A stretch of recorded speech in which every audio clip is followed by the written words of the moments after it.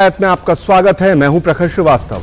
पिछले 7 दशकों से इस देश में यूनिफॉर्म सिविल कोड यानी समान नागरिक संहिता की मांग हो रही है, लेकिन कभी राजनीति तो कभी मुस्लिम तुष्टीकरण हमेशा यूनिफॉर्म सिविल कोड की राह में बाधा बने हैं। लेकिन अब एक ऐसी खबर आई है जिसके बाद यह लग रहा है कि जल्दी ही एक देश एक कानून लागू हो सकता है। दरअसल वो खबर यह है कि विधि आयोग यानी लॉ कमीशन ने समान नागरिक संहिता पर नए सिरे से विचार करने का फैसला किया है। इसके तहत लॉ कमीशन ने सार्वजनिक और धार्मिक संगठनों से राय मांगी है। लॉ कमीशन की ओर से जारी पत्र में कहा गया है कि जो लोग समान नागरिक संहिता में रुचि रखते हैं वे 30 दिन के अंदर अपनी राय विधि आयोग को दे सकते हैं। यह खबर सामने आते ही समान नागरिक संहिता के मुद्दे पर पूरे देश में सियासी बहस होने लगी है। कांग्रेस, समाजवादी पार्टी समेत ज्यादातर विपक्षी दल इसका विरोध करना शुरू कर चुके हैं। कांग्रेस की तरफ से जयराम रमेश ने कहा है कि सरकार ने अपनी विफलताओं को छुपाने के लिए पुराना पैंतरा आजमाया है और राष्ट्र के हित भाजपा की राजनीतिक महत्वाकांक्षाओं से अलग है। जब विपक्षी दल इस मुद्दे का विरोध कर रहे हैं, वहीं बीजेपी का यह वर्षों से चुनावी मुद्दा रहा है। बीजेपी ने हर चुनाव में अपने घोषणा पत्र में कहा है कि एक देश एक कानून होना चाहिए। अब बड़ा सवाल यह है कि क्या 2024 के पहले इस देश में यूनिफॉर्म सिविल कोड लागू हो जाएगा, और अगर ऐसा हुआ तो देश के राजनीतिक व्यवस्था के साथ साथ कानूनी व्यवस्था में कितना बड़ा बदलाव होगा। आज 5 की पंचायत में हम इसी मुद्दे पर चर्चा करेंगे, लेकिन पहले देखते हैं कि यूनिफॉर्म सिविल कोड पर किस तरह की प्रतिक्रियाएं सामने आई हैं।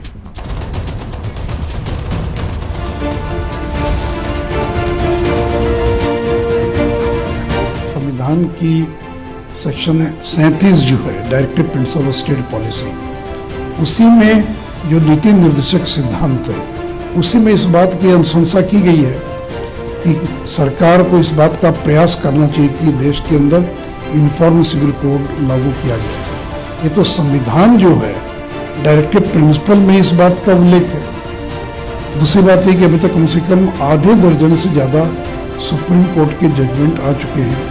इस जजमेंट में सुप्रीम कोर्ट ने कहा है कि क्यों नहीं यूनिफॉर्म सिविल कोड बन रहा है।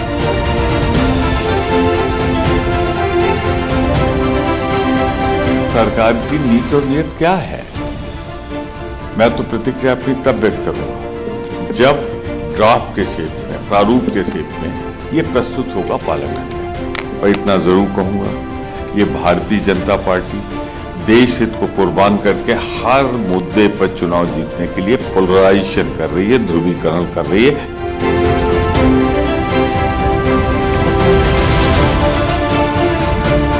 कौन सा कानून अलग है भाई?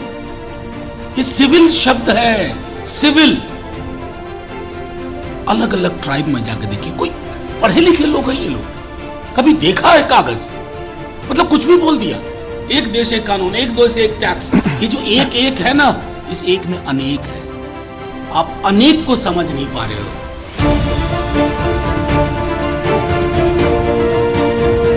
यूनिफॉर्म सिविल कोड एक विवाद का विषय शुरू से ही रहा है और इस पे चर्चा स्वतंत्रता के समय से ही हो रही है। इवन जब संविधान बना तब से भी हो रही है। और अगर हम बीजेपी का मैनिफेस्टो देखें तो उनके 2014 के मैनिफेस्टो में और 2019 के मैनिफेस्टो में यूनिफॉर्म सिविल कोड को इम्प्लीमेंट करने के लिए उन्होंने एक मैनिफेस्टो में अपना एक एजेंडा रखा था। जो अगर हम 21वें लॉ कमीशन की बात करें, जिसके चेयरमैन जस्टिस BS चौहान थे, उस कमीशन का जो कार्यकाल था वो 31 अगस्त 2018 को एक्सपायर हुआ और उसी दिन उन्होंने एक consultation paper uniform civil code के ऊपर पब्लिक डोमेन में डाला। और उस कंसल्टेशन पेपर में उनका कंक्लूजन ये था कि कुछ पर्सनल लॉज में सुधार की आवश्यकता है। मैं समझता हूँ ये एक ऐसा विषय है जिसमें सरकार भी कुछ कार्य करना चाहती है। पहले की सरकारें थी जिन्होंने ये कहा कि हम इसके ऊपर कार्य नहीं कर रहे हैं, लेकिन प्रेजेंट सरकार ने हमेशा पार्लियामेंट क्वेश्चंस के जवाब में यही कहा है कि हम इसके ऊपर विचार कर रहे हैं।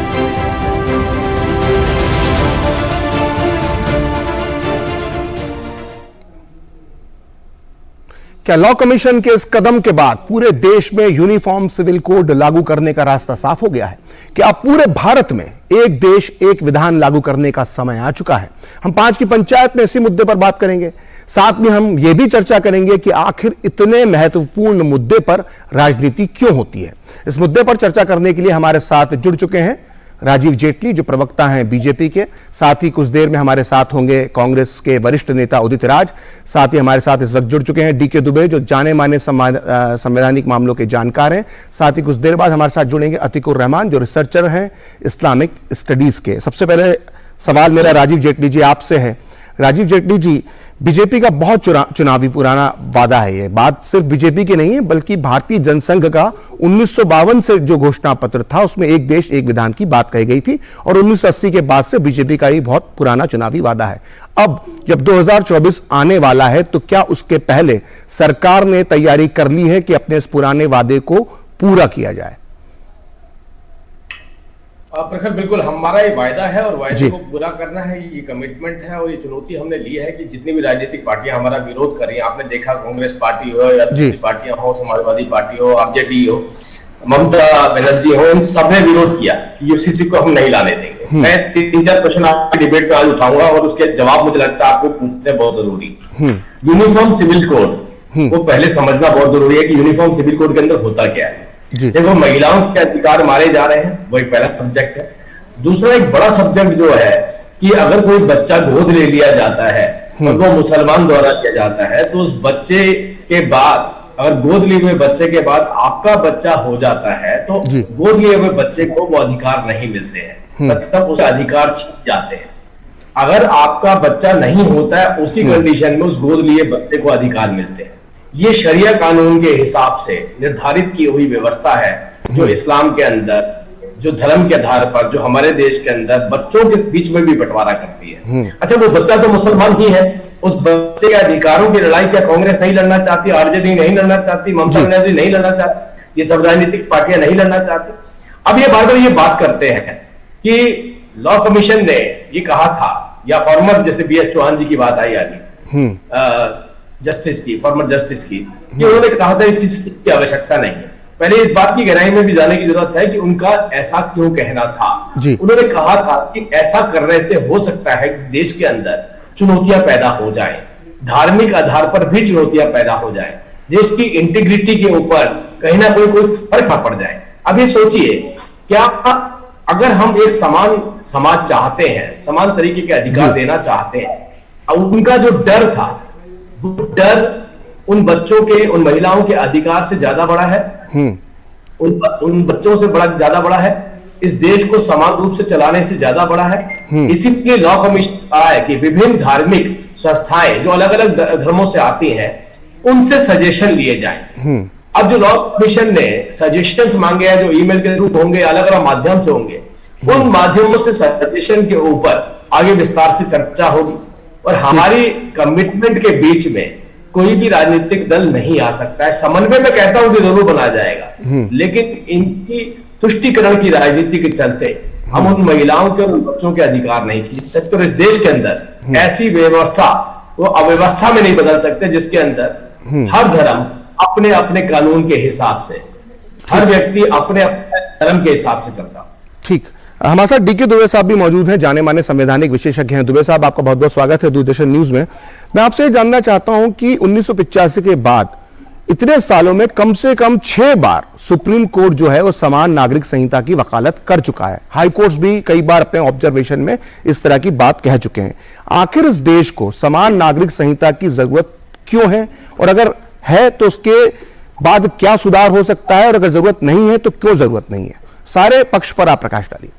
देखिए, मुझे लगता है कि ये राजनीति के अलावा बहुत कुछ विषय नहीं है कि 1925 में अंग्रेजों ने ऑलरेडी इंडियन मैरिज एक्ट और इंडियन सक्सेशन एक्ट पास किया था, जो सबके ऊपर लागू होता है आज भी।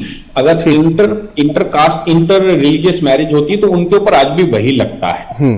लेकिन 1937 में जब शरिया पास किया गया और शरिया के माध्यम से मुसलमानों को अलग कैटेगरी दी गई, वहां से ये विवाद शुरू हुआ तो 1941 में बीएन राव कमीशन बना दिया हिंदुओं के लिए भी। लेकिन जब संविधान बन रहा था तो डॉक्टर अंबेडकर आर्टिकल 44 जो आज का है ना, बिल्कुल, वो उस समय ड्राफ्ट कॉन्स्टिट्यूशन का आर्टिकल 35 हुआ करता था। नवंबर 1948 में उस पर बहस हुई। उस बहस में कहा गया था कि भाई भारत जो है वो एक राष्ट्र बनना जा रहा है तो एक कानून होना चाहिए, और वो फंडामेंटल राइट्स में डालने की कोशिश की गई थी। लेकिन मुस्लिम सदस्यों के द्वारा या उस समय जो कांग्रेस के कुछ सदस्य थे उनके द्वारा विरोध किया गया। उस विरोध की वजह से उसको directive principle of state policies में इसलिए डाला गया कि जिस समय देश मेंटली तैयार हो, जिस समय सब लोग मेन स्ट्रीम में आ जाएं, उस समय इसको लागू किया जाएगा। तो ये जो भूमिका है आर्टिकल 44 की या यूनिफॉर्म सिविल कोड की, ये भूमिका ऐसा नहीं है कि भारतीय जनता पार्टी के आने के बाद रखी गई हो। ये भूमिका तो 19 जाहिर तौर पर भारतीय जनता पार्टी का गठन तो उसके बाद हुआ, जिन तारीखों का आप जिक्र कर रहे हैं, भारतीय जनसंघ का। वही मैं कह रहा हूं कि ये तो कॉन्स्टिट्यूशन में उस समय डॉक्टर अंबेडकर ने कहा कि भाई यूनिफॉर्म सिविल कोड होना चाहिए, भारत में सबके ऊपर एक से कानून लागू होने चाहिए। लेकिन तो आप जानते ही हैं जैसा आज हो रहा है वैसा उस समय भी हुआ था, और ये मुस्लिम सदस्यों के द्वारा कहा गया था यह धार्मिक सहिष्णुता नहीं है, हमारे ऊपर हमला है, हमें टाइम चाहिए। तो टाइम चाहिए का मतलब खास तौर पर यहां पर दर्शकों को यह भी बताना चाहिए दुबे साहब कि जो उस वक्त के मुस्लिम सदस्य थे उनमें से कई मुस्लिम लीग के चुनाव पर टिकट से चुनाव जीतकर पहुंचे थे संविधान सभा, और पाकिस्तान बनने के बाद भी पाकिस्तान नहीं गए, तो वहां इस तरह की तब यह बहस चल रही थी। बिल्कुल, ये तो आपको बताएं कि लगभग 90 सदस्य ऐसे थे जो मुस्लिम लीग से आए थे और वो जाना था वापस, लेकिन वो वापस जाने के बजाय 30 सदस्य ऐसे रहे जो संविधान सभा में बैठे रहे, और वो अपना अपना रोल प्ले करके बाद में गए हैं पाकिस्तान। ऐसा नहीं कि वो यही रह गए, उनमें बहुत बड़ी संख्या पाकिस्तान चली गई, और यहां पर आपको उलझा गए हैं। जैसे माइनॉरिटी का इशू है वो उनका ही उठाया हुआ था। डॉक्टर अंबेडकर की माइनॉरिटी तो दूसरे तरह की थी, वो कहते थे एक स्टेट दूसरे स्टेट में कोई जाएगा तो वो माइनर कहलाएगा, मतलब एक रीजनल माइनॉरिटी थी वो। डीके दुबे साहब हमारे साथ कांग्रेस के वरिष्ठ नेता उदित राज जी भी जुड़ चुके हैं। उदित राज जी, आपका दूरदर्शन न्यूज में बहुत बहुत स्वागत है। उदित राज जी, आखिर कांग्रेस को यूनिफॉर्म सिविल कोड से दिक्कत क्या है, क्या समस्या क्या है कि इतने साल से जब भी ये मुद्दा उठता है तो कांग्रेस इसका विरोध करती है, और आज भी यही देखने को मिला है? ऐसा है कि कांग्रेस को कोई दिक्कत नहीं। अच्छा।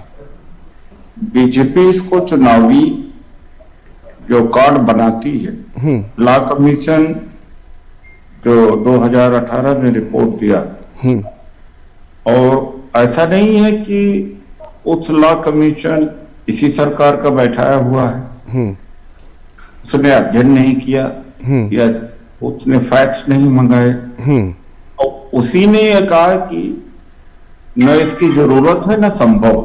2018 में कहा था। लॉ कमीशन किसका है? इन्हीं का है। एक तरफ तो ये कर देते हैं, दूसरी तरफ यह है कि उत्तराखंड हो, हिमाचल प्रदेश हो, और जहां भी चुनाव होता है उसमें बड़े जोर शोर से यूनिफॉर्म सिविल कोड की बात उठाते हैं। उसके बाद इनकी सरकार 5 साल तक रहती है, कुछ नहीं करते। फिर जब चुनाव आता तो फिर ये करते हैं। तीसरी बात है, अभी directive principle of state policy को उद्धृत कर रहे थे, तो कुछ ऐसे तमाम प्रोविजंस हैं जो चैप्टर 3 में रखे गए थे, ठीक फंडामेंटल के चैप्टर में नहीं रखे जा सकते थे। यह विचार था कि आने वाले दिनों में समाज के अंदर जाति समाप्त होगी, इंटरकास्ट मैरिजेज होना शुरू होंगे, यूनिफॉर्मिटी आएगी। लेकिन ऐसा कुछ नहीं हुआ, बल्कि जातियों का कंसोलिडेशन बढ़ा है। अब इस बात का यह है कि आदिवासियों में भी अब खासी है, गारो है, मैट्रियार्कल सोसाइटी है। अब उसके लिए क्या करेंगे, नायर के लिए क्या करेंगे? थारू भोजखा है वो अलग है, उनके अलग रीति रिवाज है, तो उसको कैसे करेंगे? और खुद हिंदू समाज में जितनी जातियां हैं उनके अपने अपने अलग ट्रेडिशंस हैं, कस्टम्स हैं, उसको कैसे रिकंसाइल करेंगे? मैं एक बात छोड़ देता हूं कि चलो मुस्लिम को दिक्कत है, ईसाई को दिक्कत है या वो विरोध करते, मैं उस एंगल को नहीं लेता हूं। ठीक। लेकिन जब इतनी डाइवर्सिटी है जिसको हम सेलिब्रेट करते हैं, और यही नहीं, दुनिया बदली है। अब एडवांस कंट्रीज, डेवलप्ड कंट्रीज में भी यूनिफॉर्म सिविल कोड से हट करके डाइवर्सिटी की तरफ जाना शुरू कर दिया है। ये पूरा दुनिया चेंज हुई है, समाज भी चेंज हुआ है। अब डॉक्टर अंबेडकर ने तो बहुत सारी चीजें कह दिया था, और तो उन चीजों इंटेलेक्चुअली डॉक्टर अंबेडकर को कोट करना, उन्होंने तो कहा था कि ये पूंजीवाद का स्टेट कंट्रोल होना चाहिए, इंडस्ट्री सरकार की होनी चाहिए। तो अब तो जो पब्लिक पैसे से बनी हुई पब्लिक कंपनियां भी थी, वो भी थ्रोवे प्राइस पे प्राइवेट को दिया जा रहा है, निजीकरण को दिया जा रहा है। आप उदित राज जी, आप दलित चिंतक विचारक भी हैं, कोट करके तो क्या डॉक्टर अंबेडकर की हर बात को नहीं माना चाहिए, नहीं माना जाना चाहिए, ये आप कहना चाहते हैं? आप दलित चिंतक विचारक हैं, तो क्या आपने अभी जो बात कही, क्या आप कहना चाहते हैं कि डॉक्टर अंबेडकर की हर बात को नहीं माना जाना चाहिए, ये आप कहना चाहते हैं? नहीं, मैं नहीं कह रहा हूं। ठीक, डॉक्टर अंबेडकर ने यह भी कहा था कि 10 साल तक के लिए रिजर्वेशन, पॉलिटिकल रिजर्वेशन फिक्स किया था। यह भी यह देखते हुए, सोचते हुए कि दलितों के अंदर में भी जातिवाद समाप्त हो जाएगा, भारत में जाति समाप्त हो जाएगी। नहीं समाप्त हुआ। मैं केवल यह नहीं कह रहा हूं कि, और इसीलिए रिजर्वेशन लागू हो रहा है। ठीक, तो वो जो फ्रीडम फाइटर थे, उनका तो सपना ही कुछ और था। ठीक है, उसमें से कुछ ऐसा होता दिख नहीं रहा। ठीक है उदित राज जी, आपने अपनी बात कही हमारे साथ। नहीं, किसी भी फील्ड में करके सेलेक्ट होनी, और दुनिया अब चेंज हुई है, यानी अब डाइवर्सिटी या आपने बहुत ही महत्वपूर्ण बातें अपने इस पूरी पिछले मिनट में कही हैं। उदित जी, मैं आपको रोकना चाहूंगा कि हमारे साथ एक खास नए मेहमान जुड़ गए हैं। हमारे साथ अतीकुर रहमान साहब जुड़ गए हैं, जो इस्लामिक स्कॉलर हैं, रिसर्चर हैं इस्लामिक स्टडीज के। आपका बहुत बहुत स्वागत है डीडी न्यूज में। अतीकुर रहमान साहब, मैं आपसे जानना चाहूंगा कि आज हमने जो दिन भर बयान देखे हैं, मुस्लिम नेताओं के हों, चाहे मुस्लिम उलेमाओं के हों, मौलानाओं के बयान हो, सबने यूनिफॉर्म सिविल कोड का विरोध किया है। मेरा सवाल यह है कि अगर भारत एक धर्मनिरपेक्ष देश है, तो सभी लोगों के लिए एक से कानून क्यों नहीं होना चाहिए? इसमें मुस्लिम समाज को या मुस्लिम नेतृत्व को आखिर दिक्कत है क्या?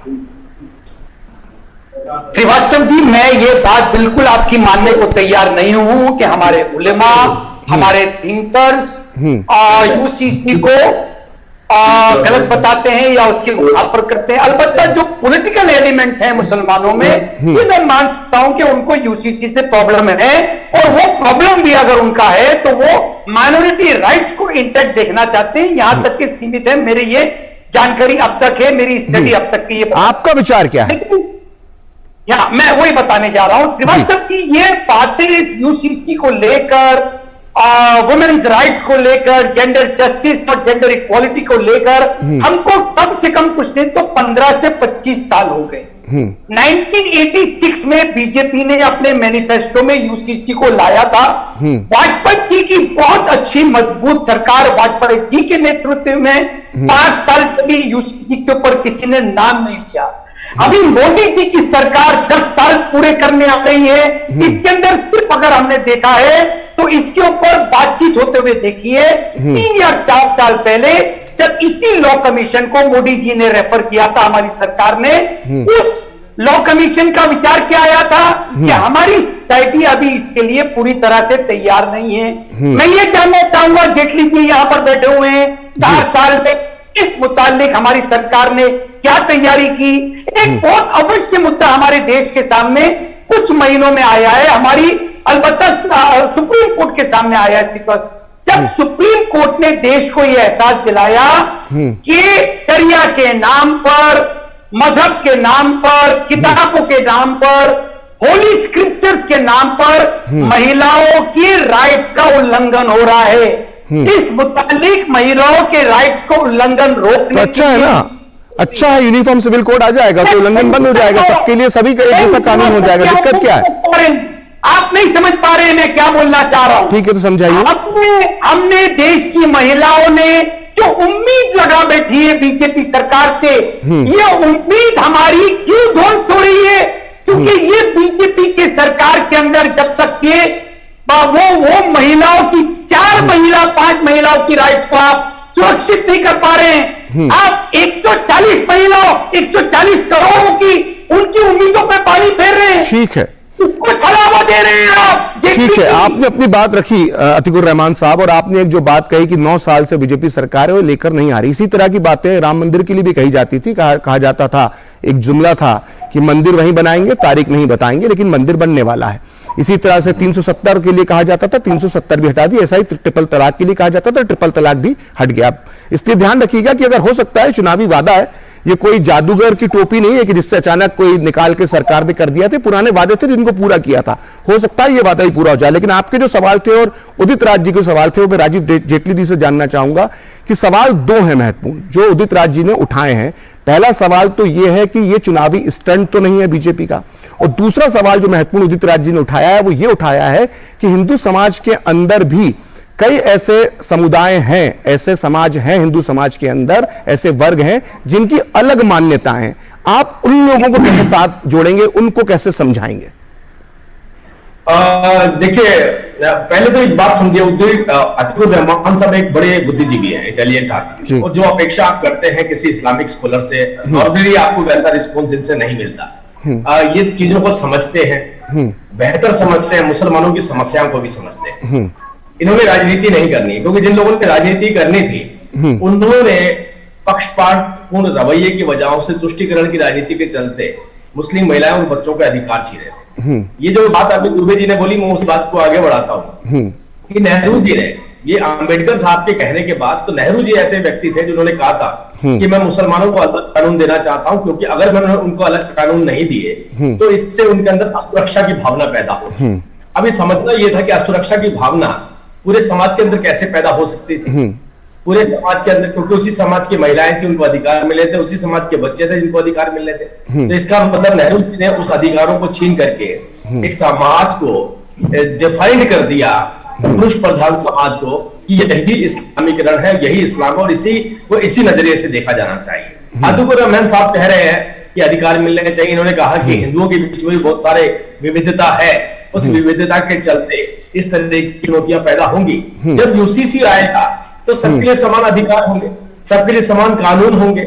जब दूसरी तरफ से विरोध नहीं आ रहा, तो ये विरोध केवल इस्लामिक संगठनों की तरफ से क्यों आना शुरू हो गया, और उन राजनीतिक पार्टियों से क्यों आना शुरू हो गया जो अपने आप को सेकुलर कहती हैं, तथाकथित सेकुलर जिन्होंने अपना नाम रखा हुआ है। अगर वो भी इस तरीके की चर्चा करते हैं तो आप सोचिए, इस देश के अंदर डिवीजन साफ तौर पर यूसीसी के नाम पर नजर आए। और तीसरी बात इन्होंने कही कि आपने अपनी मैनिफेस्टो का हिस्सा बनाया था और अभी तक क्यों नहीं किया। देखिए, अभी थोड़ी देर पहले आपसे कहा कि लॉ कमीशन ने फीडबैक फिर से इनवाइट करने शुरू किए हैं। तो कानून थोपा नहीं जा रहा, समन्वय बनाया जा रहा, समन्वय के साथ अगर ये थोपा जाता तो ये कहते हैं कि भारतीय जनता पार्टी मुसलमानों के साथ अन्याय कर रही है। और जब हम समन्वय बनाने की बात करते हैं तो समन्वय बताया जाता है इसको डिले क्यों किया जाए। ये बातों को एक्सेप्ट कर ले कि 370 आपका वायदा था, हमें उम्मीद नहीं थी, आपने करके दिखा दिया। राम मंदिर निर्माण, भगवान राम मंदिर के निर्माण का वायदा था, हमें उम्मीद नहीं थी, आपने करके दिखा दिया। ये बोले जो उम्मीद हमें पहले नहीं थी, वो उम्मीद हमें अभी की नहीं है। भारतीय जनता पार्टी क्योंकि अपनी बातों को लेकर के प्रतिबद्ध और वचनबद्ध है, तो ये काम भी करके दिखाने वाली है। तो ये राजीव जी साफ है। आपने अपनी बात कही और आपने जो नेहरू जी का जिक्र किया, मैं उदित राज जी से सवाल पूछने से पहले वो पढ़ देता हूं, क्योंकि शुरुआत जब इस संविधान सभा में बहस हो रही थी और चर्चाएं होती थी, डीके दुबे साहब ने जिक्र किया, तब ये नेहरू जी भी, अंबेडकर जी भी, सभी मान रहे थे कि एक देश एक कानून होना चाहिए। लेकिन बाद में हिंदू कोड बिल तो लेकर आ गई नेहरू सरकार, लेकिन मुस्लिमों का जो कानून था उस शरिया कानून को बरकरार रहने दिया। और इसे लेकर एक हंगरी के बहुत बड़े पत्रकार थे टिबोर मेंडे, उन्होंने नेहरू जी का एक इंटरव्यू लिया था 1956 में, जो एक किताब की शक्ल में छपा था। उस किताब का नाम था Nehru conversations on India and world affairs. इसमें नेहरू जी ने टिबोर मेंडे को कहा था, उसे ध्यान से सुन लीजिएगा उदित राज जी, उन्होंने कहा था नेहरू जी ने कि हम हिंदुओं के पुरातन धार्मिक कानूनों को संसद के जरिए कानून बनाकर बदल रहे हैं, लेकिन हम मुसलमानों को छूने की हिम्मत नहीं करते क्योंकि वो भारत में अल्पसंख्यक हैं। जब तक मुसलमान खुद बदलना नहीं चाहते, उनके निजी कानून बने रहेंगे। तुर्की जैसे देश के लिए मुस्लिम कानून बदलना आसान है क्योंकि वो मुस्लिम देश है, लेकिन हम मुसलमानों को यह नहीं दिखाना चाहते कि हम उनके व्यक्तिगत यानी इस्लामिक कानूनों के मामले में उन्हें किसी तरह से मजबूर कर रहे हैं। तो सोचिए, जो नेहरू जी की जो मुस्लिम तुष्टीकरण की नीति थी, जो कांग्रेस की मुस्लिम तुष्टीकरण की नीति 1950 के दशक में नेहरू जी के इस बयान से झलक रही है, क्या कांग्रेस अभी भी उसी नीति पर चल रही है? और इसका यूसीसी का विरोध कांग्रेस सिर्फ इसलिए करती है क्योंकि उसे मुस्लिम तुष्टीकरण के तहत अपने मुस्लिम वोट बैंक जाने का खतरा है? देखिए प्रखर जी, डॉक्टर अंबेडकर कानून मंत्रालय से इस्तीफा क्यों दिया था? ठीक है, बताइए, आप बताइए क्यों दिया था इस्तीफा, फिर मैं भी अपनी बात संघ ने और जो कंजर्वेटिव एलिमेंट्स ने विरोध किया था और हिंदू कोड बिल पास नहीं होने दिया था। ठीक। और इसमें जो आज जेटली जी हैं या भारतीय जनता पार्टी है, लोगों ने तो इतना ज्यादा विरोध किया था कि अरे अम्बेडकर तो हिंदू धर्म को बर्बाद कर देगा। डॉक्टर अम्बेडकर का पुतला भी जलाया था, संविधान भी जलाया था। और चूंकि हिंदू महिलाओं को वो अधिकार देना चाहते थे, हेरिटेज राइट देने की बात, बहुविवाह प्रथा थी, पुरुष कितनी भी शादी कर सकता था, महिला चाहे अगर गर्भ में भी अगर उसका तय हो जाता था शादी का बंधन और बच्चा पेट में ही मर जाता था, बेटा लड़का है या पैदा होते मर जाता था, तो आजीवन महिला को। ठीक है, वो हिंदू कोड बिल में जो परिवर्तन किया था वो सभी को इतिहास जो जानते हैं उन्हें मालूम है ना, विरोध उस समय। तो आप ये कहना चाहते हैं डॉक्टर उदित राज जी, मैं इसलिए कह रहा हूँ इतना विरोध हुआ, बाद में वो पास हुआ, टुकड़ों में पास हुआ, चाहे भागों में पास हुआ। तो उस समय की परिस्थिति आज की परिस्थिति में बदलाव आया है, लेकिन जितना बदलाव आप ये कहना चाहते हैं कि डॉक्टर अंबेडकर ने जो इस्तीफा दिया था, नेहरू जी की बात आपने कही है, अब नेहरू जी ने किस परिप्रेक्ष्य में कहा था? जिस परिप्रेक्ष्य में कहा था सर वो सामने है ना, कि हम मुसलमानों को छूना नहीं चाहते, वो खुद बोल रहे हैं। टिबोर मैंडे की पुस्तक है, हंगरी के बड़े पत्रकार थे, यूरोप के बड़े पत्रकार थे, उसमें पूरा इंटरव्यू छपा हुआ है, तो इसकी विश्वसनीयता पे शक नहीं है। और दूसरी बात उदित राज जी, मेरा सवाल यह है कि आप ये कहते हैं कि डॉक्टर अंबेडकर ने हिंदू कोड बिल की वजह से इस्तीफा दिया था? यस। या आप आधा सच और आधा झूठ बोल रहे हैं? मैं बता देता हूं, क्योंकि अगर आप डॉक्टर अंबेडकर का 13 पेज का इस्तीफा था, आपको तो मालूम होगा, आप दलित चिंतक और विचारक हैं, तो डॉक्टर अंबेडकर ने अपने 13 पेज के इस्तीफे में जो अपनी वजह बताई थी इस्तीफा देने की, उसमें कई वजह बताई थी। उसमें उन्होंने यह भी बताया था कि किस तरह से नेहरू सरकार उनकी अनदेखी कर रही है, और 13 पेज के इस्तीफे में 6ठे पेज पर जाकर वो हिंदू कोड बिल का जिक्र करते हैं। और एक महत्वपूर्ण बात जो कहते हैं वो डॉक्टर उदित राज, आपको भी मालूम होना चाहिए और हमारे दर्शकों को भी मालूम होना चाहिए और हमारे सारे पैनलिस्ट को भी मालूम होना चाहिए, अंबेडकर जी का जो इस्तीफा था वो अंबेडकर राइटिंग्स के वॉल्यूम में प्रकाशित हुआ है। 1317 पेज से लेकर जो खंड नंबर 2 है, खंड नंबर 14 है, और 1327 तक वो प्रकाशित हुआ है। इसमें डॉक्टर अंबेडकर ने अपने इस्तीफे में, जिसका जिक्र डॉक्टर उदित राज ने भी कहा है और कहा है कि हिंदू कोड बिल की वजह से इस्तीफा दिया था, तो ये अधूरा सत्य है। पूरा सत्य क्या है वो मैं आपको सुनकर डॉक्टर अंबेडकर के शब्दों में बताता हूं। डॉक्टर अंबेडकर अपने इस्तीफे में लिखते हैं कि पूरी दुनिया में सबसे खराब स्थिति भारत के दलितों की है, फिर भी दलितों को कोई राहत क्यों नहीं दी गई है? यह सरकार दलितों की तुलना में मुसलमानों की सुरक्षा को लेकर हमेशा ज्यादा चिंतित रहती है। यह सरकार यानी नेहरू की सरकार, प्रधानमंत्री नेहरू का पूरा समय और ध्यान मुसलमानों की सुरक्षा के लिए लगा होता है। मैं भी भारत के मुसलमानों को सुरक्षा देना चाहता हूं, लेकिन क्या सिर्फ मुसलमानों को ही इस देश में सुरक्षा की आवश्यकता है? क्या दलितों, आदिवासियों, ईसाइयों को सुरक्षा की आवश्यकता नहीं है? सरकार ने यानी नेहरू सरकार ने इन समुदायों के लिए क्या चिंता दिखाई है? जहां तक मैं समझता हूं कि मुसलमान की तुलना में दलितों को कहीं अधिक देखभाल की जरूरत है। यह उनके इस्तीफे का अंश है, जो आप और दलित चिंतक और बाकी जो अंबेडकर जी की बात करते हैं वो इस हिस्से को छुपा लेते हैं। जो दर्ज है, और ये दर्ज है अंबेडकर स्पीचेस और राइटिंग्स में, इससे भारत सरकार ने कांग्रेस की देखरेख में छापा गया था, इसकी विश्वसनीयता पर सवाल नहीं उठाया जा सकता। तो मैं जिस नेहरू की मुस्लिम तुष्टीकरण की बात कर रहा था, उस नेहरू को मुस्लिम तुष्टीकरण नेहरू करते हैं, डॉक्टर अंबेडकर भी मानते थे। अब चलिए मैं चलता हूं डीके दुबे साहब के पास। देखिए ऐसा है, आपने कहा तो जवाब भी सुन ली, ठीक है, बोलिए। लेकिन आप जब लास्ट डे, जब पार्लियामेंट डिसोल्यूशन के पहले जब चुनाव जा रहा था, तो लास्ट स्टेज में उनको इस्तीफा नहीं पढ़ने दिया गया था संसद के अंदर। ने सबसे ज्यादा एम्फासिस या डिबेट पार्लियामेंट में किया था तो हिंदू कोड बिल के ऊपर ही किया था। ये मैं नहीं कह रहा हूं कि केवल हिंदू कोड बिल मैं भी मान रहा हूं सर, मैं आपकी बात से आधा सहमत हूं। मैं कह रहा हूं कि ट्रिगर पॉइंट, मैं मेरी बात सरकार से तकलीफ थी तो हिंदू कोड बिल का न पास। देखिए मैं कह रहा हूं कि एक नेहरू जी भी चाहते थे पास हो जाना। हाँ, लेकिन टुकड़ा पास कर। देखिए उदित राज जी, मैं आपसे सहमत हूं, आज मैं आंशिक रूप से आपसे सहमत हूं। अंबेडकर जी के इस्तीफे की वजह जो थी वो हिंदू कोड बिल था, वो उनके लिए ट्रिगर पॉइंट बना जहां पे उन्होंने इस्तीफा दे दिया। लेकिन उसके पहले जो उनके साथ व्यवहार हो रहा था नेहरू कैबिनेट में, उसको आप नहीं नकार सकते।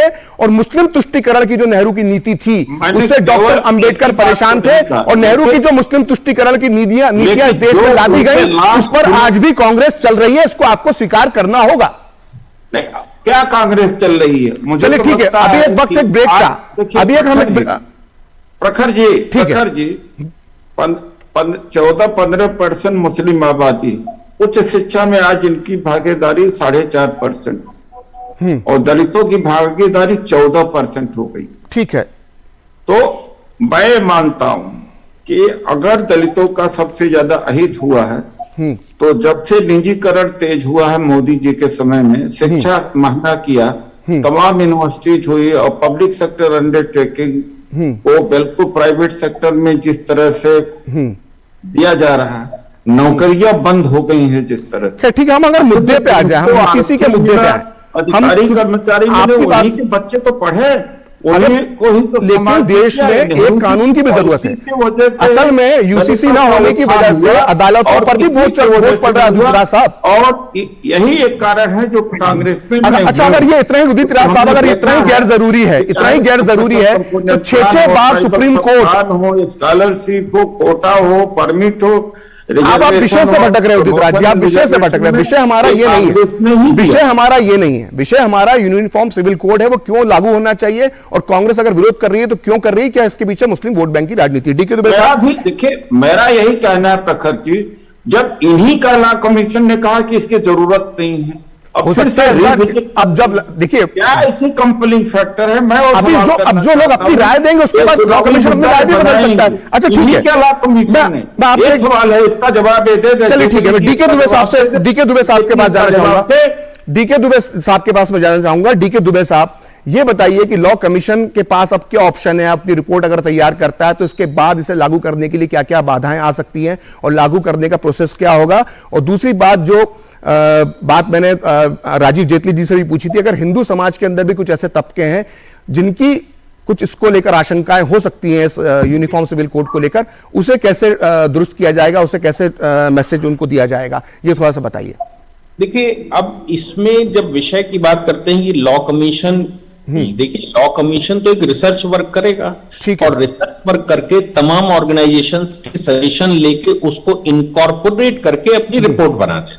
रिपोर्ट बना सरकार को दे देंगे। अब सरकार के ऊपर है उसको लागू करते हैं कि नहीं करते हैं, सरकार उसको पार्लियामेंट में लाती है नहीं लाती है, उस पर बिल बनाती कि नहीं बनाती, क्योंकि सरकार और बड़े परिप्रेक्ष्य में देखती है।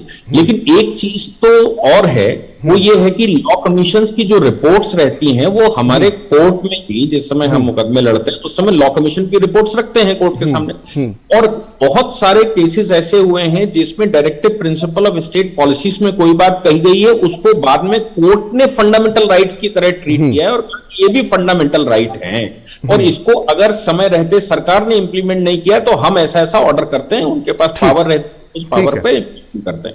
इसलिए कहना चाहिए कि लॉ कमीशन की रिपोर्ट ही सब कुछ फाइनल है, लॉ कमीशन की रिपोर्ट रहती है, वो अपना रिसर्च वर्क करते हैं। लेकिन उदित राज जी कह रहे हैं कि अब क्या जरूरत पड़ गई। आप याद करो कि गोलकनाथ का जजमेंट जब आया तो 11 जजों की बेंच थी, सेम विषय को 13 जजों की बेंच में क्यों रखने की जरूरत पड़ गई?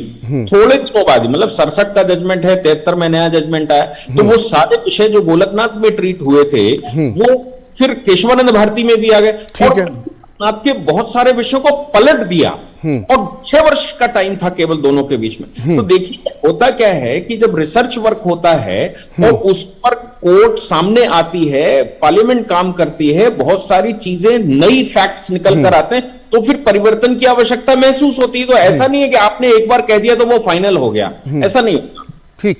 राजीव जेटली साहब, एक आरोप यह भी है बीजेपी पे कि जो कि उदित राज साहब ने बात की और अतीकुर रहमान साहब भी बोल रहे थे कि 9 साल से सत्ता में थे, तो अभी तक लागू क्यों नहीं किया। लेकिन एक दूसरा सवाल यह भी है कि कई राज्यों में बीजेपी की सरकार है और सुप्रीम कोर्ट के फैसले के बाद यह साफ हो गया है कि राज्य सरकारें भी चाहें तो ऐसा कर सकती हैं। गोवा के अंदर ऑलरेडी लागू है ये बहुत पहले से।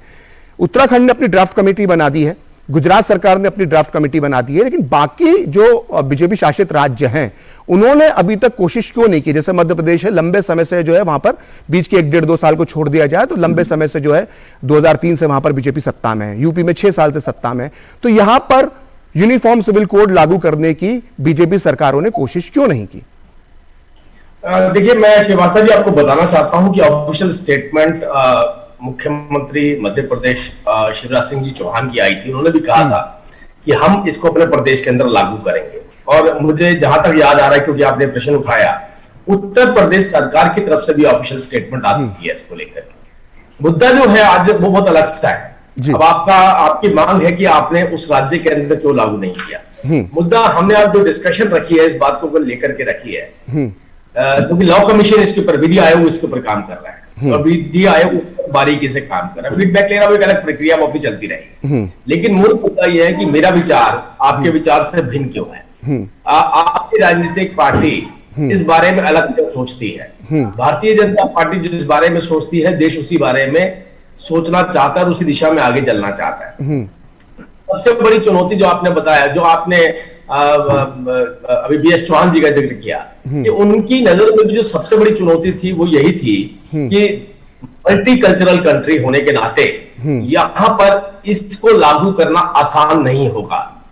ये उनका वर्जन था। हम कहते हैं कि ये चुनौती हम स्वीकार करते हैं। अब सबसे बड़ा मुद्दा जब भी आप यूसीसी का उठाते हैं, उसमें पहला शब्द जो जुड़ता है विरोध का, पहला शब्द विरोध का जड़ता है मुसलमान।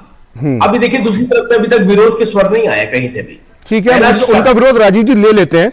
एक सवाल हम पूछ लेते हैं अतीकुर रहमान साहब से। अतीकुर रहमान साहब, क्या दिक्कत है मुस्लिम समाज को? मुस्लिम समाज को इस बात से दिक्कत है कि अब वो 4 शादी नहीं कर पाएंगे अगर यूसीसी लागू हो गया, या दिक्कत इस बात से है कि बेटी को जो है बराबरी से हक देना पड़ेगा, या दिक्कत इस बात से है कि लड़कियों की शादी वो जल्दी नहीं कर पाएंगे, क्या दिक्कत इस बात से है कि जो तलाक है वो अब सिविल कोर्ट्स में लेना पड़ेगा? इनमें से सबसे बड़ी दिक्कत मुस्लिम समाज को क्या महसूस हो रही है जिसकी वजह से वो यूसीसी का विरोध कर रहा है? देखिए श्रीवास्तव जी, मैं एक रिसर्चर हूं और मुझसे पहले भी हमारे जो इस्लामिक स्कॉलर्स हैं इन्होंने बहुत ज्यादा इसके ऊपर काम किया हुआ है। मैं सिर्फ डॉक्टर रफीक जकरिया का नाम लेना चाहूंगा, जिनका ये दावा था सरकारों के सामने, इवन कांग्रेस के सामने, कि जब कभी यूनिफॉर्म सिविल कोड लाया जाएगा, जेंडर जस्टिस और जेंडर इक्वालिटी के ऊपर बेस जो भी यूसीसी होगा उसमें बहुत सारे कुरान और इस्लामिक जो वुमेन्स राइट्स है उनको भी इनकॉर्पोरेट करना पड़ेगा। या देश शरिया से नहीं चलेगा ना? ये देश शरिया से चलेगा क्या? बिल्कुल नहीं चलेगा, बिल्कुल नहीं चलेगा। संविधान से चलेगा। और जो 4 पॉइंट अतीकुर रहमान साहब जो 4 पॉइंट मैंने बताए वो महिलाओं से जुड़े अधिकारों की बात की, चाहे वो तलाक का मामला हो, चाहे वो 4 शादियों का मामला हो, चाहे वो संपत्ति में बंटवारे का मामला हो, ये सारे तो महिला अधिकारों से जुड़े मामले हैं। इसमें क्या दिक्कत होना चाहिए किसी को? मुस्लिम समाज जो है वो, जैसा कि डॉक्टर अंबेडकर मुस्लिम समाज के लिए कहते थे कि मुस्लिम समाज जो है वो समाज सुधार का विरोधी है, डॉक्टर अंबेडकर ने कहा, तो क्या ये बात इस दौर में भी मुस्लिम समाज पर लागू होती है कि जब भी कोई सुधार होना होता है मुस्लिम समाज उसके लिए आगे नहीं आता है? श्रीवास्तव जी, मुस्लिम समाज बिल्कुल शरिया से चलेगा नहीं, लेकिन माइनॉरिटी राइट जो है वो इंटैक्ट रहनी चाहिए, क्योंकि ये कॉन्स्टिट्यूशनल माइनॉरिटी राइट्स हैं। कोई 4 शादी करना माइनॉरिटी राइट्स हैं? नहीं है, नहीं है ना। अपनी बेटी को पूरी संपत्ति में से बराबरी का हिस्सा ना देना। बेटी जी को दिया, उसका आधा तो दे दीजिए। मैं जानता हूं कि मैं 16th प्लेयर हूं, प्लीज। अगर ओवैसी जी जो कि मेंबर ऑफ पार्लियामेंट हैं, उनके सवालों का जवाब बीजेपी क्यों नहीं देती है? उन्होंने अभी से मुतालिक 4 पॉइंट्स रखे हैं बीजेपी के सामने। जब इस्लामिक लॉ के अंदर मैरिज इज ऑफ कॉन्ट्रैक्ट, 7 फेरे नहीं है, तो क्या ये 7 फेरे खत्म हो जाएंगे? बात शादी की नहीं है, शादी के बाद होने वाली चीजों से है कि एक के बाद एक 4 शादी, फिर जो है तलाक जो एक अलग तरह से लिया जाएगा, इन सब की बात हो रही है। और इसकी वजह से अदालतों पर जो दिक्कतें आ रही देश में, 6-6 बार सुप्रीम कोर्ट अगर ये कोई बात कह रहा है इतने सालों में कि ये इसकी देश की जरूरत है, तो कोई तो वजह रही होगी। खैर, अभी एक वक्त हो रहा है ब्रेक का, और ब्रेक के बाद हम चलेंगे डीके दुबे साहब के पास और जानेंगे कि अगर ये लागू होता है तो भारत की न्याय व्यवस्था में इसके बाद कितना बड़ा बदलाव होगा। लेते हैं छोटा सा ब्रेक, आप सभी बने रहिए।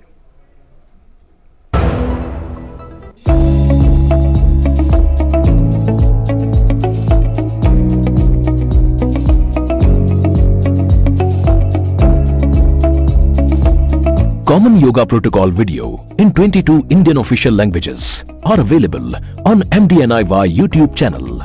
Director MDNIY.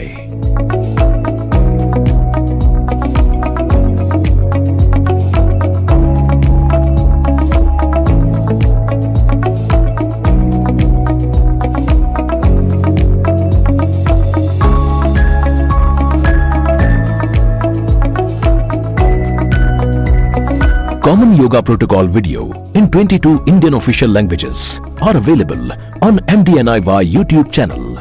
Director MDNIY. Ayush मंत्रालय भारत सरकार द्वारा जनहित में जारी।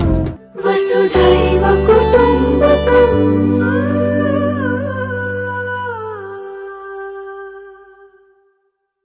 अर्जुन, 10th में you made us really proud. अब आगे क्या सोचा है? पापा, मैंने IIT जाना है और इंजीनियर बनना है। थिंक IIT, थिंक विद्या मंदिर। राजनीति की चाल से दुनिया के हाल तक, खेल के मैदान से किसान के खलियान तक, दिन भर की हर छोटी बड़ी खबर को समेटे खबर के हर किरदार को दिखाते हैं हम।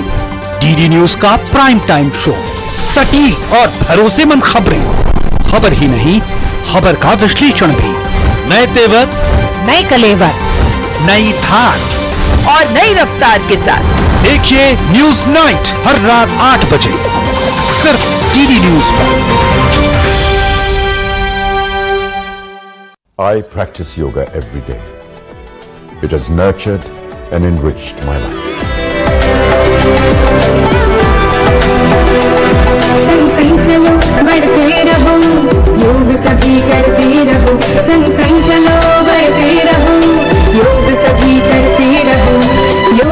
योग करने से स्मरण शक्ति बढ़ती है, सब आसानी से याद हो जाता है। योगा ही जीवन का एक आधार है।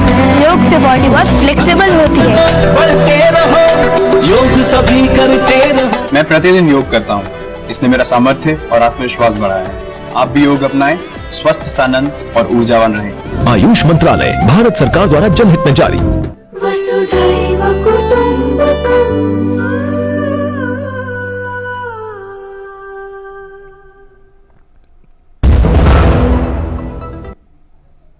5 की पंचायत में एक बार फिर आपका स्वागत है और हम बात कर रहे हैं समान नागरिक संहिता पर, उससे उपजे विवाद पर।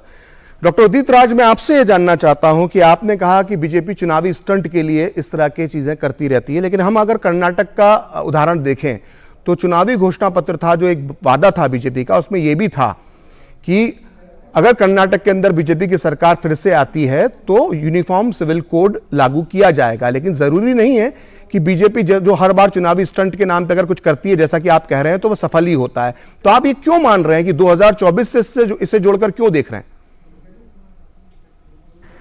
इसलिए देख रहा हूं कई राज्यों में इन्होंने ड्राफ्ट तक बना रखे हैं और एक कारण यह है, लेकिन उस पर कार्यान्वयन कहाँ करते। और दूसरी बात है कि इन्हीं के लॉ कमीशन ने तो रिपोर्ट दिया है।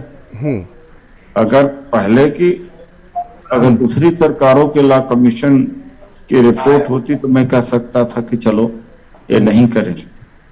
ये दूसरी बात है। तीसरी बात है कि इस तरह के तमाम मुद्दे लेके अभी और आएंगे। ठीक। अच्छा, मैं एक सवाल थोड़ा सा बीच में पूछूं एक आपसे। आप जो बात कह रहे हैं कि आप जो कह रहे हैं कि चुनाव के पहले और 2024 चुनाव की बात हुई, अगर मैं आपको 2019 के बाद ले जाऊं, 2019 के जब चुनाव हो गए, बीजेपी पहले से भी ज्यादा सीटें जीतकर जब आ गई, उसके बाद उसने 370 हटाया, उसके बाद उसने ट्रिपल तलाक के मुद्दे को लेकर आई और ट्रिपल तलाक जो है, जो एक सांस में बोलने वाला था, उसको खत्म किया। कहने का मतलब यह है कि अगर बीजेपी को इन मुद्दों को चुनावी मुद्दा बनाना होता तो 2019 के पहले कर लेती। चुनाव जीतने के बाद क्यों किया? मतलब अगले चुनाव के 5 साल पहले क्यों किया? जहां ये ड्राफ्ट बना के रखे हैं वहां क्यों नहीं कर लेते? ठीक, करें भाई। ये भी तो एक सवाल बात है कि करें भी। और 9 साल से क्यों नहीं किए? उसकी राम मंदिर से इसकी तुलना मत करिए। ठीक है, राम मंदिर वो कोर्ट का मामला था, मान लेते हैं, तुलना मत करिए। ठीक है, और आपको बताऊं कि हिंदू समाज में ही इतने लठ बजेंगे, आदिवासी समाज में इतने लठ बजेंगे, करे देखिएगा क्या परिणाम होते हैं। ठीक है, आपने जो कहा कि किस तरह से हो सकता है, मैं राजीव जेटली जी से जानना चाहता हूं। राजीव जेटली जी, जिस बात की तरफ इशारा उदित राज जी कर रहे हैं, वही बात करीब अभी कुछ दिन पहले मुस्लिम पर्सनल लॉ बोर्ड ने भी कही थी। उसने ये कहा था, मुस्लिम पर्सनल लॉ बोर्ड ने, कि हम यूसीसी के खिलाफ सिखों को, ईसाइयों को, जैनों को, बौद्धों को, इन सबको भी इकट्ठा करने की कोशिश करेंगे, यहां तक कि दलित और आदिवासियों को भी अपने साथ जोड़ेंगे। एक तो ये क्या समाज में विभेद पैदा करने की कोशिश नहीं थी, और दूसरी बात, जैसा कि हम सीए आंदोलन के दौरान देख चुके हैं, जबकि सीए आंदोलन के दौरान किसी की नागरिकता नहीं गई थी, किसी का नुकसान नहीं होने वाला था, उसके बाद पूरे देश में कैसे हमने देखा कि एक वर्ग विशेष द्वारा अराजकता फैलाई गई। तो जब ऐसी स्थितियां अगर यूसीसी लागू होने के बाद होती हैं, तो सरकार क्या इनसे निपट पाएगी, और निपटेगी तो कैसे निपटेगी? देखिए, पहली बात तो यह है कि जिन्होंने, आपने कहा मुस्लिम पर्सनल लॉ बोर्ड ने कहा कि हम बाकी सब कम्युनिटीज को साथ लेंगे, शायद उनके पास या तो ज्ञान की कमी है, क्योंकि इस देश के अंदर या इस देश के अंदर नहीं, पूरी दुनिया के अंदर सिख ऐसा धर्म है जिसको, जहां पर महिलाओं को सबसे ज्यादा प्राथमिकता दी जाती है। ठीक, तो ये क्या कह करके उनको साथ लेकर के आएंगे? क्या हमारी जो आपके धर्म के अंदर महिलाएं हैं, उनको हमारे धर्म जैसी महिला बना दिया जाए, या आप हमारा सहयोग करिए कि हमारी जो महिलाएं पीड़ित हैं उनको अपग्रेड करके अपनी महिलाओं जैसा कर दे? तो ये देखिए, जिस तरीके के वर्जन दे रहे हैं, ये वर्जन ही अपने आप में मुझे लगता है कि तथ्यहीन है। अब दूसरी बात आपने कही, अभी इन्होंने कही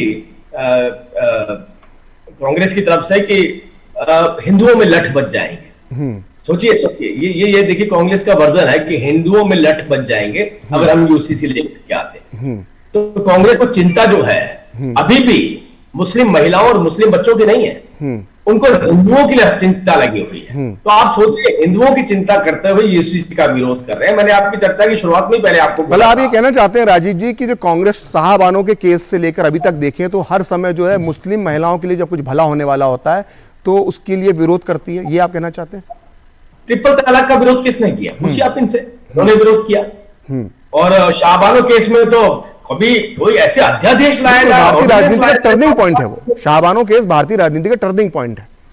that is what I am saying. सबसे बड़ा देखिए, कांग्रेस के ऊपर तो ये एक धब्बा लगा हुआ है। कांग्रेस ने जिस लेवल पर जाकर तुष्टीकरण की राजनीति करी, उसकी उम्मीद नहीं की जा सकती थी। ये राजीव गांधी जी को बोलते थे। राजीव गांधी जी विदेश से आए हैं, महिलाओं का सम्मान करना चाहते हैं, हाईटेक कंट्री बनाना चाह रहे हैं, कंप्यूटराइजेशन चाह रहे हैं। ऐसा व्यक्ति जो इतना हाईटेक करना चाहता था हमारे देश को, अगर उसने ऐसा निर्णय लिया, उलेमाओं के सामने झुक गए, मौलानाओं के सामने झुक गए वो। बिल्कुल, अगर ऐसा निर्णय लिया तो इसकी दो वजह हो सकती है। जी, मैं तो बोलना चाहता हूं। जी उदित जी बोलिए। मैंने इस परिप्रेक्ष्य में कहा कि जितना जातिवाद अब है उतना पहले नहीं था। अरे बीजेपी तो आई, तो बीजेपी तो ये दावा करती कि बीजेपी का जातिवाद खत्म हुआ। उत्तर प्रदेश के चुनाव के नतीजे यूनिफॉर्म सिविल कोड में अंतरजातीय शादी कंपलसरी कर पाएंगे? मैं श्रीमोहन जी एक बात बीच में, मैं माफी चाहूंगा, बीच में इस मामले में हमने अब आपने एक सवाल उठाया है, राजीव जेटली जी की बात सुन लेते हैं। राजीव जी बोलिए। भारती से शादी खत्म हो जाए, एक ब्राह्मण से ही न करे, भाई मेरी बात सुनिए, महाराज जी ही न करे। उदित राज जी, एक मिनट मेरी बात सुनिए। नागरिक दूसरे से करके देखे, उस मामले में करके देख लें। राजीव जी जवाब दीजिए, राजीव जी इनकी बात का जवाब दीजिए। मामले में मैंने कहा जो दूसरे देश से, एक यूरोप है, एक अमेरिकन सिटीजन, दूसरे अमेरिकन हमारे राजीव जी, हमारे समाज में राजीव जी को बोलने दीजिए। बात कर रहा हूं मैं, इससे आपकी बात का जवाब राजीव जी से ले लेते। राजीव जी बोलिए। देखिए, मैं आप विश्वास कीजिए श्रीवास्तव जी, मैं एक ऐसा व्यक्ति हूं, मैं अपने व्यक्तिगत तौर पे तो बता सकता हूं, मैंने कभी किसी जाति और धर्म के अंदर नहीं पढ़ा।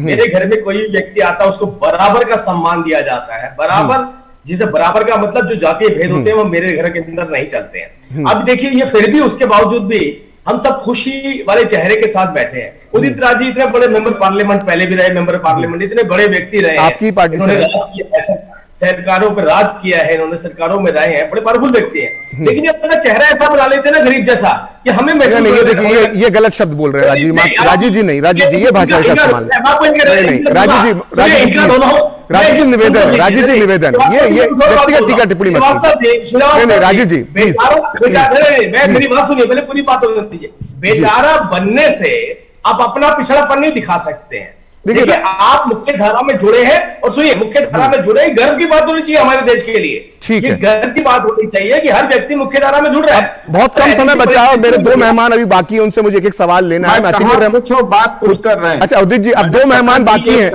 समय कम है, मेरे दो मेहमान बाकी है, उनसे मुझे बात करना होगा। अतीकुर रहमान साहब, उदित जी माफी चाहता हूं, अतीकुर रहमान जी को बोलने का मौका दीजिए। अतीकुर रहमान जी, ये बार बार बात जो शरिया की आती है, भारतीय जनता पार्टी आरएसएस के लोग भारत में जो हिंदू समाज में जातियों में बटा हुआ है, वो कांग्रेस ने तो मुस्लिम तुष्टीकरण किया, उसका क्या? जो कांग्रेस ने मुस्लिम तुष्टीकरण किया उसका सवाल है क्या? इसका जवाब अच्छा ठीक है, चलिए अतीकुर रहमान साहब के पास चलते हैं। अतीकुर रहमान साहब, बात शरिया की होती है, कई मुस्लिम समुदाय के जो बड़े नेता हैं, उलेमा हैं, वो बोल रहे हैं शरिया और इसकी दुहाई देकर ये कानून अपने लिए चाहते हैं, धर्मनिरपेक्ष राष्ट्र में की 4 शादियां जिनका हम जिक्र कर चुके हैं।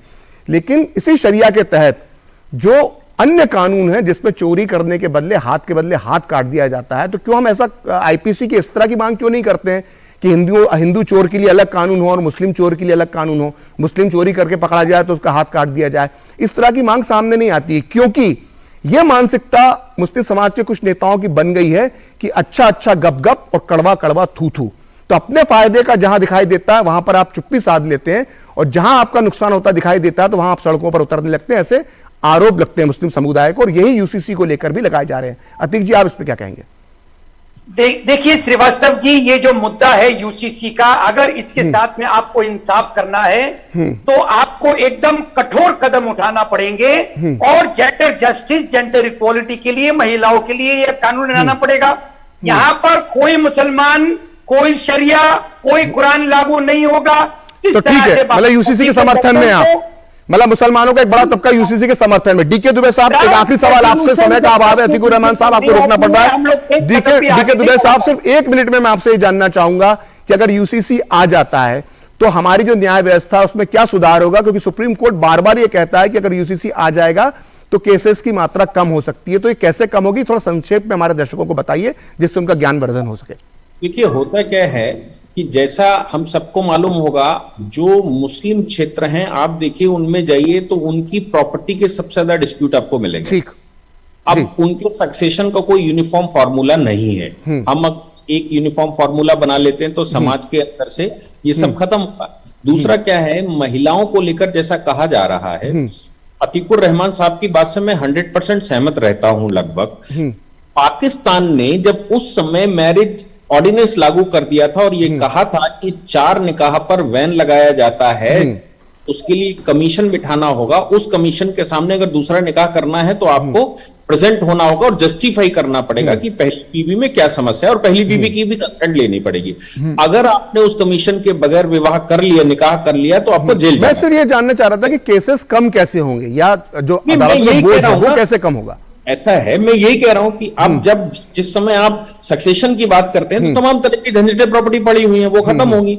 दूसरा ये है कि जो मुस्लिम पक्ष या किसी भी पक्ष में जब तक क्लैरिटी कानून की नहीं होती है तब तक केसेस आना स्वाभाविक है, और कानून की जिस समय क्लैरिटी होने लगती है सब ये यस और ये नो, तो क्यों नहीं ये जो कैओटिक सिचुएशन अलग अलग समाजों में है वो मिलाकर एक हो जाए, ताकि पूरे देश को ये क्लैरिटी हो कि क्या होना क्या नहीं होना, क्या आपराधिक है क्या नहीं है, क्या सही है क्या गलत है। समय की कमी है, मुझे आपको यहीं रोकना पड़ेगा। आप चारों मेहमानों का बहुत बहुत धन्यवाद जो आप 5 की पंचायत और डीडी न्यूज के साथ इस चर्चा में शामिल होने के लिए जुड़े। बहुत बहुत धन्यवाद। तो इस खास कार्यक्रम में इतना ही। देखते रहिए डीडी न्यूज।